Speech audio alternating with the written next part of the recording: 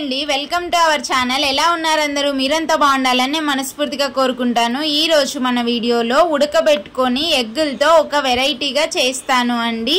Video skip చేయకుండా చివరి వరకు చూడండి. ఇదైతే చిన్నపిల్లలు కూడా ఇష్టంగా తింటారు. ఎవరైనా ఎగ్ తినని వాళ్ళు ఉంటే ఇలా ఒకసారి ట్రై చేసి చూడండి, చాలా బాగుంటుంది.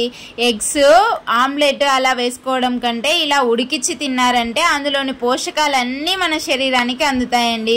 ఇక్కడ చూడండి, ఎగ్గుల్ని బాగా ఉడికించుకున్నాను. ఉడికించుకున్న తర్వాత బొప్పి ఒలిచేసి ఇలా బాగా నీట్గా ఒక ప్లేట్లో పెట్టుకోండి. ఈ ఎగ్గులతో ఎలాంటి వంటకమైనా చాలా టేస్టీగా ఉంటుంది. నేను ఈరోజు ఉడకబెట్టాను కదా ఈ ఎగ్గుల్ని, వీటిని ఇలా 2 స్లైసెస్గా కట్ చేసుకోండి. వీడియోలో చూపిస్తున్నట్టు ఒక ఎగ్ని 2 స్లైసెస్గా కట్ చేసుకోండి. ఇలా కట్ చేసుకున్న ఎగ్స్ని పక్కన పెట్టుకోండి. ఒక ప్యాన్ తీసుకొని ప్యాన్లో కొద్దిగా ఆయిల్ వేసి, కొద్దిగా ఆయిల్ హీట్ అయిన తర్వాత మనము ఉడకవిచ్చుకొని కట్ పెట్టుకున్నాం కదా ఆ ఎగ్ స్లైసెస్ ఇందులో వేసుకోవాలన్నమాట.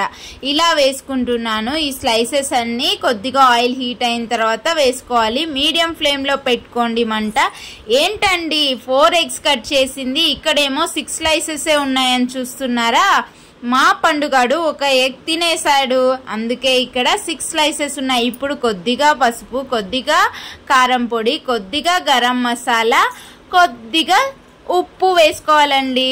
ఇలా వేసుకున్న తర్వాత కొద్దిసేపు అలా ఫ్రై లాగా చేయండి.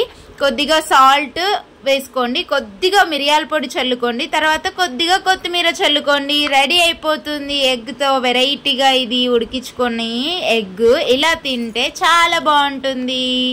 థ్యాంక్ యూ అండి. ఈ వీడియో మీకు నచ్చినట్లయితే లైక్ చేయండి, షేర్ చేయండి. మన ఛానల్ని ఫస్ట్ టైం చూస్తుంటే సబ్స్క్రైబ్ చేసుకోండి.